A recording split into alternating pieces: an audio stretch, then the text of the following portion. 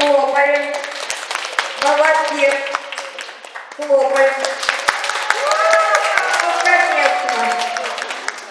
Виталик, теперь призеру вокруг своего стула нужно восточный танец. Мужчины лучше женщин танцуют. А мы с вами поможем. Встаем. Так, еще раз восточный танец, немножко, кусочек.